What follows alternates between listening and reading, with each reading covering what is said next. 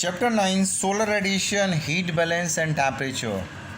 In this video we will discuss about the solar radiation which is received by earth in form of insolation in form of short incoming short wavelength, and with the help of this we will try to understand how this solar radiation means insolation helps in cooling and heating of atmosphere. We should understand the atmosphere is heated and cooled by number of processes like conduction, advection and convection are some of the important processes by which Earth's atmosphere is heated and cooling down.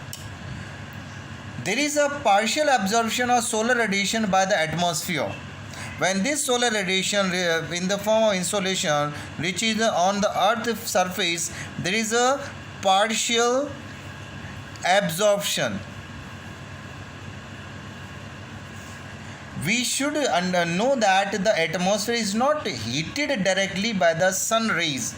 Solar radiation do not directly heat the earth's surface.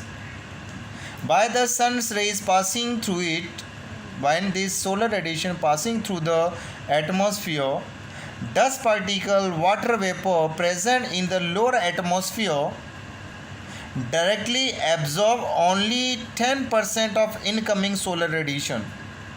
About 50% of this absorption, which is directly absorbed by atmosphere, occur in lower 2 km of air where most of the water vapor are found.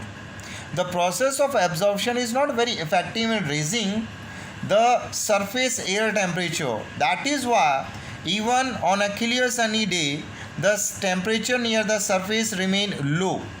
In winter even, the people enjoy the warmth of sunshine by sitting close to the side of a wall of their houses exposed to the sun.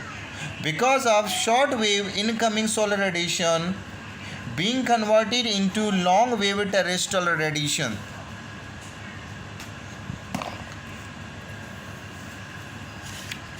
Terrestrial radiation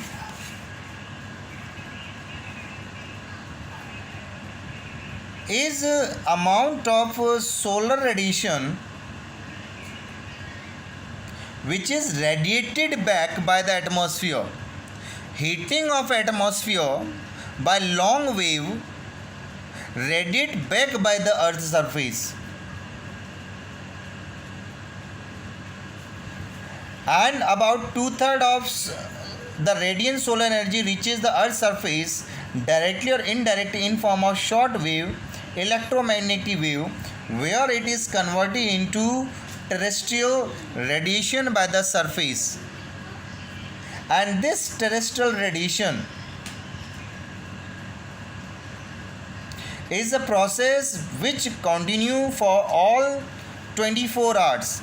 Solar radiation is working for just when the sun is appeared, but terrestrial radiation working 24 hours. During the sunlight hours, the receipt of heat through insolation exceeds its loss by terrestrial radiation. On contrary, during the night, heat is lost to the long wave earth radiation, and earth work as a radiating heat as a black body, while the radiation from the atmosphere is selective.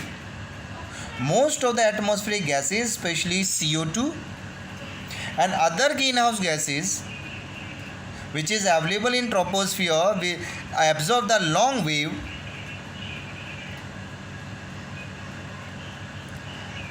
including the water vapor and other greenhouse gases which are transparent to the shortwave radiation, but they are able to absorb about 19% of it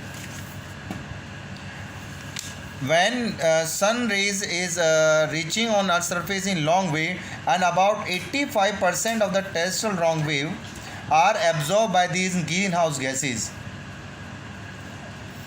In this terrestrial radiation, the important greenhouse gases like water vapor, carbon dioxide, dust particle, ozone, are directly involved in the process of absorption of terrestrial radiation. But water vapor is the most important. It is an account of that in arid region characterized by the minimum amount of water vapor present in the atmosphere, night are cooler because of the Earth's radiation of heat. On other hand, even in the long winter night, when there is a thick cover of cloud, the temperature remains relatively higher because of absorption of long wave terrestrial radiation by the cloud. Other processes include the convection. Earth, which after being heated by the insolation, transmit the heat to the atmospheric lower layer near the earth in long wave form. The air in contact with the land get heated up slowly, and upper layer in the contact with the lower layer also get heated. This process is called conduction. Conduction takes place when two bodies of unequal temperature are in contact with each other, and in this there is a molecular transfer of heat.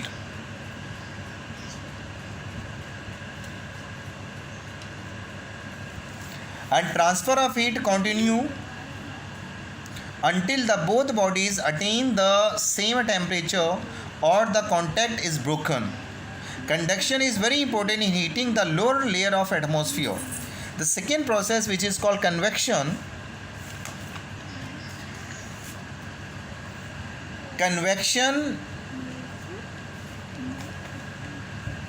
is a process when the air in contact with earth rises vertically on heating in the form of current and further transmit the heat of atmosphere. This process of vertical heating of atmosphere is called convection.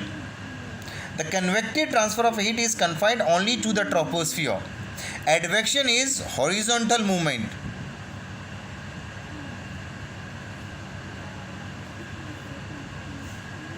The transfer of heat, horizontal movement of air is called advection.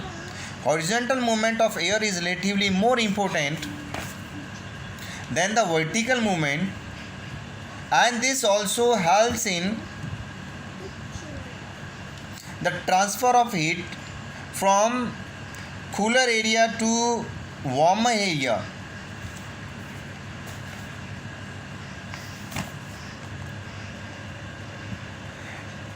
In the middle latitude, most of the diurnal variation in daily weather are caused by the advection alone. In tropical region, particularly in northern India, during summer season, local wind are called Lu are the outcome of advection, and all other type of wind are also result of advection. Thank you.